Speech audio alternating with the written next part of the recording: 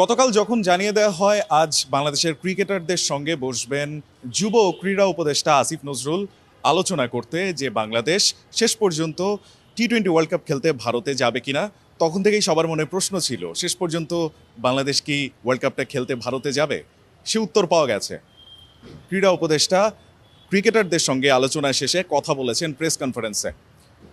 তিনি যা বলেছেন সেটা একটু আপনাদের জন্য সাম আপ করবার চেষ্টা করব। আসিফ নজরুল তার বক্তব্যের শুরুতেই যেটা জানান তা হচ্ছে তিনি এই ব্যাপারটাকে রেসপেক্ট করেন যে ক্রিকেটাররা কষ্ট করে খেলে কোয়ালিফাই করেছেন টি-20 ওয়ার্ল্ড কাপের জন্য, এবং বাংলাদেশ সরকার এবং বিসিবি চায় ক্রিকেটাররা এই ওয়ার্ল্ড কাপটা খেলতে যাক। তবে একই সঙ্গে তিনি পরিষ্কার জানিয়ে দিয়েছেন যেহেতু এখন পর্যন্ত আইসিসি যে থ্রেট ইস্যুটা নিয়ে, যে নিরাপত্তার অনিশ্চয়তা নিয়ে বাংলাদেশ বারবার তাদের আপত্তির কথা জানিয়ে দিয়েছে, সেটা অ্যাড্রেস করেনি বা সেটাকে নিয়ে কোনো ধরনের ব্যবস্থা নেয়নি, তাই বাংলাদেশ ভারতে বিশ্বকাপ খেলতে যাবে না। লাউড অ্যান্ড ক্লিয়ার, একেবারে স্পষ্ট জানিয়ে দিয়েছেন তিনি।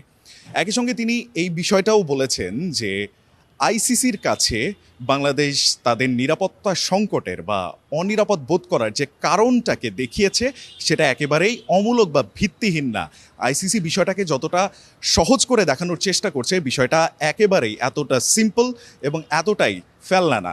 একই সঙ্গে তিনি যখন বলছিলেন এ কথাগুলো, তার মধ্যে একটা উদ্বেগের জায়গা যেটা ছিল, যেটা তিনি আমাদের সঙ্গে বারবার করে শেয়ার করেছেন, তা হচ্ছে এই যে বাংলাদেশের স্ট্যান্সটা অনিরাপদ বোধ করার ক্ষেত্রে, সেখানে আইসিসি একেবারেই আমাদের কনসার্নটাকে সিরিয়াসলি বা গুরুতরভাবে আসলে ভেবে দেখেনি। তিনি বলছিলেন যে আইসিসি যখন এই মিটিং করে তখন বারবার তাদের স্ট্যান্ডার্ড সিকিউরিটি প্রোটোকল নিয়ে কথা বলেছে, কিন্তু বাংলাদেশের গ্রিভেন্স যেটা মেইনলি মোস্তাফিজ ইস্যুতে, যেখানে ভারতীয় ক্রিকেট বোর্ড, যেটা ভারতের সরকারের একটা এক্সটেন্ডেড পার্ট, এটা কিন্তু দাবি করেছেন আসিফ নজরুল, তারা যেখানে বাংলাদেশের একজন ক্রিকেটারকে কোনোভাবেই নিরাপত্তা দিতে পারেননি বা নিরাপত্তা দিতে অনীহা দেখিয়েছেন, সো সেই একই সরকারের বা একই বোর্ডের অধীনে থাকা নিরাপত্তা বাহিনী যে বাংলাদেশের ক্রিকেটারদের নিরাপত্তা দেবে, সেই নিরাপত্তা নিয়ে বাংলাদেশ কনভিন্সড না, কিংবা ভারতীয় বোর্ড কিংবা ভারতীয় সরকারের পক্ষ থেকে মোস্তাফিজের এই ইস্যুটাকে কেন্দ্র করে বাংলাদেশের সঙ্গে কোনো কমিউনিকেশন করা হয়নি, সরি বলা হয়নি, কিংবা কনভিন্স করার চেষ্টা করা হয়নি যে এটা একটা বিচ্ছিন্ন ঘটনা ছিল। যেহেতু তারা কোনো ধরনের অলিভ ব্রাঞ্চ যেটাকে বলা হয়, অর্থাৎ কোনোভাবে এই সিচুয়েশনটা সলভ করার চেষ্টা করেনি, এবং আইসিসি বাংলাদেশের এই সিকিউরিটি কনসার্নটাকে একেবারে ফেলনা বলে উড়িয়ে দেওয়ার চেষ্টা করেছে, তাই বাংলাদেশ শেষ পর্যন্ত তার স্ট্যান্সে অটল যে ভারতে তারা ক্রিকেট ওয়ার্ল্ড কাপটা খেলতে যাচ্ছে না। একই সঙ্গে আসিফ নজরুল বলেছেন যে বাংলাদেশ ক্রিকেট বোর্ড আইসিসির কাছ থেকে সুবিচার পায়নি, তবে এখনও আশা তারা ছাড়ছে না, তারা চাচ্ছে যে আইসিসি শেষ পর্যন্ত সুবিচারটা বাংলাদেশকে করবে।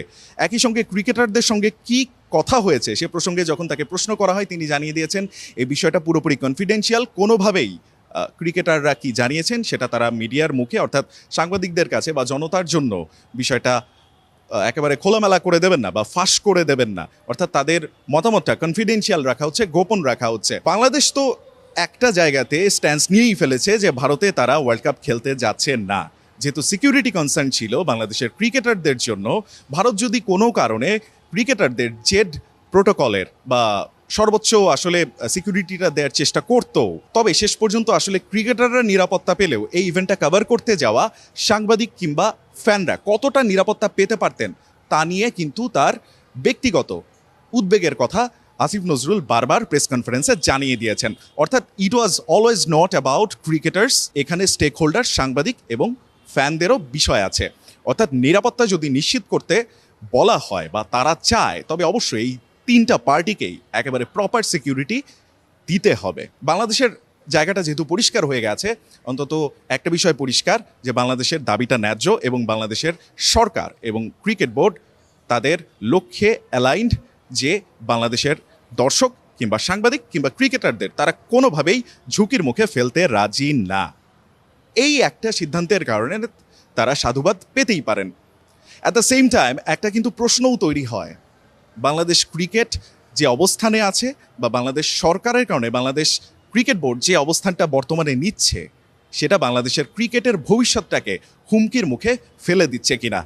Rayan Ahmed, one sports, Dhaka.